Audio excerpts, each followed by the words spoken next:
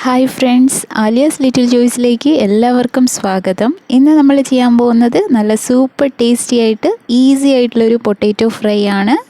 സാധാരണ ഫ്രൈ എന്ന വ്യത്യസ്തമായ രീതിയിലാണ് ഇത് തയ്യാറാക്കിയേക്കുന്നത്. ചോറിനൊപ്പം കഴിക്കാൻ പറ്റിയ നല്ലൊരു അടിപൊളി ഫ്രൈ ആണിത്. അപ്പോൾ നമുക്കിതിന് വേണ്ടിയിട്ട് ആവശ്യമുള്ളത് 3 മീഡിയം സൈസ് പൊട്ടാറ്റോ ആണ്.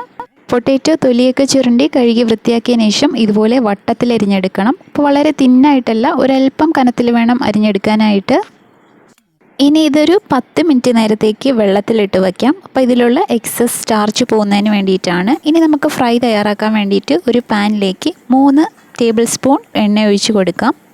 അപ്പോൾ ഞാനിവിടെ വെളിച്ചെണ്ണയാണ് ചേർത്തേക്കുന്നത്. നിങ്ങൾക്ക് വേണമെങ്കിൽ വേറെ വെജിറ്റബിൾ ഓയിൽ യൂസ് ചെയ്യാം. ഇനി ഇതിലേക്ക് 1 ടീസ്പൂൺ ജീരകം കൂടി ചേർത്ത് കൊടുക്കാം. ജീരകം നന്നായിട്ട് പൊട്ടിയതിന് ശേഷം നമുക്കിതിലേക്ക് 3-4 വെളുത്തുള്ളി ചെറുതായിട്ട് അരിഞ്ഞതും കൂടെ ചേർക്കാം. പിന്നെ നമുക്കിതിലേക്ക് വേണ്ടത് ഒരു സവോള ചെറുതായിട്ട് ഇങ്ങനെ പൊടിയായിട്ട് അരിഞ്ഞതാണ്. സവോള ചേർത്തതിന് ശേഷം ഇത് നന്നായിട്ടൊന്ന് വഴറ്റുക.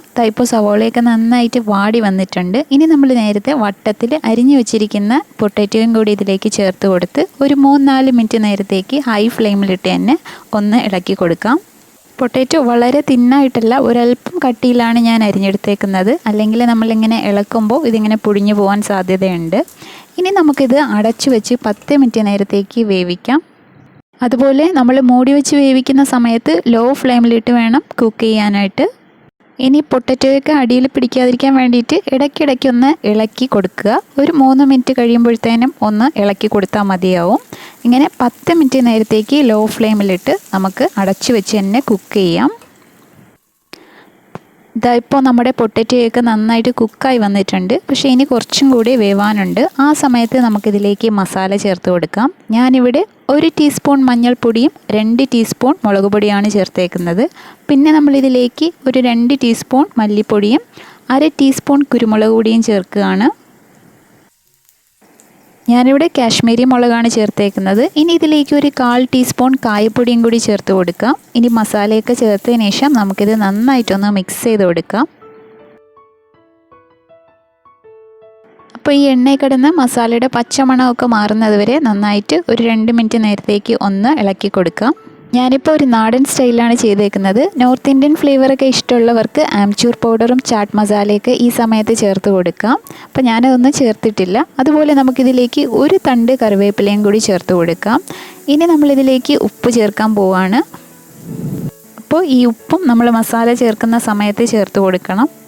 ഞാൻ ആ സമയത്ത് ചേർക്കാൻ വിട്ടുപോയതാണ്, അതാണിപ്പോൾ ചേർത്തത്. ഇനി ഇത് നന്നായിട്ടൊന്ന് മിക്സ് ചെയ്തതിന് ശേഷം അടച്ചു വെച്ച് 1 മിനിറ്റ് നേരത്തേക്ക് ഒന്ന് കുക്ക് ചെയ്തെടുക്കാം. ഇപ്പോൾ നമ്മുടെ പൊട്ടാറ്റോയും മസാലയൊക്കെ ചേർന്ന് നന്നായിട്ട് ഫ്രൈ ആയി വന്നിട്ടുണ്ട്.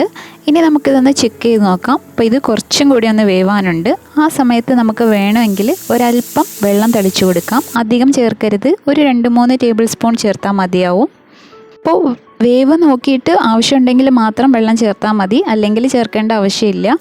അതുപോലെ നമ്മൾ ഒരല്പം കനത്തിൽ അരിഞ്ഞത് കൊണ്ടാണ് ഇത് വേവാനായിട്ട് ഇത്ര സമയം എടുക്കുന്നത്. ഇപ്പോൾ ഒരു 3 മിനിറ്റും കൂടി കഴിഞ്ഞു. ഇപ്പോൾ നമ്മുടെ പൊട്ടാറ്റോയൊക്കെ നന്നായിട്ട് കുക്കായി വന്നിട്ടുണ്ട്. ഇനി നമ്മൾ ഫൈനലായിട്ട് ഇതിലേക്ക് ചേർക്കാൻ പോകുന്നത് ഒരു 1/2 ടീസ്പൂൺ ഗരം മസാലയും പിന്നെ 1 ടീസ്പൂൺ ക്രഷ്ഡ് ചില്ലിയുമാണ്. അപ്പോൾ ഇത് ചേർക്കുമ്പോൾ ഈ പൊട്ടാറ്റോയ്ക്ക് ഒരു പ്രത്യേക ഫ്ലേവർ ഉണ്ടാവും. നമ്മുടെ പൊട്ടാറ്റോ ഫ്രൈ നല്ല ടേസ്റ്റ് ആയിട്ടുണ്ടാവും. അതുപോലെ നമുക്ക് ഗരം മസാലയ്ക്ക് പകരം ചാട്ട് മസാലയും പിന്നെ മല്ലിയിലയും കൂടി ചേർത്ത് കൊടുക്കാം. അതൊക്കെ ഓരോരുത്തരുടെ ഇഷ്ടത്തിനനുസരിച്ച് ചെയ്യാവുന്നതാണ്. അപ്പോൾ ഞാനിപ്പോൾ വെളിച്ചെണ്ണയിൽ ചെയ്തതുകൊണ്ടാണ് അതൊന്നും ചേർക്കാത്തത്. അപ്പോൾ നിങ്ങൾ ചാട്ട് മസാലയൊക്കെ ചേർക്കുകയാണെങ്കിൽ വെജിറ്റബിൾ ഓയിലിൽ ഫ്രൈ ചെയ്യാനായിട്ട് പ്രത്യേകം ശ്രദ്ധിക്കുക. ഗരം മസാലയും ചില്ലി പൗഡറും ചേർത്തതിന് ശേഷം 1 മിനിറ്റ് ഹൈ ഫ്ലെയിമിലിട്ട് കുക്ക് ചെയ്തതിന് ശേഷം ഇപ്പോൾ നമ്മുടെ പൊട്ടാറ്റോ ഫ്രൈ നന്നായിട്ട് റെഡിയായി വന്നിട്ടുണ്ട്. ഈ സമയത്ത് നമുക്ക് സ്റ്റൗ ഓഫ് ചെയ്ത് കൊടുക്കാം. നമ്മുടെ സൂപ്പർ ടേസ്റ്റി ആയിട്ടുള്ള വളരെ ഈസി ആയിട്ടുള്ള പൊട്ടാറ്റോ ഫ്രൈ റെഡി ആയിട്ടുണ്ട്. ഇപ്പോൾ ചോറിനൊപ്പം കഴിക്കാൻ പറ്റിയ നല്ലൊരു ടേസ്റ്റി ഡിഷാണിത്. അപ്പോൾ നിങ്ങളെല്ലാവരും ഈ റെസിപ്പി ഒന്ന് ട്രൈ ചെയ്ത് നോക്കുക.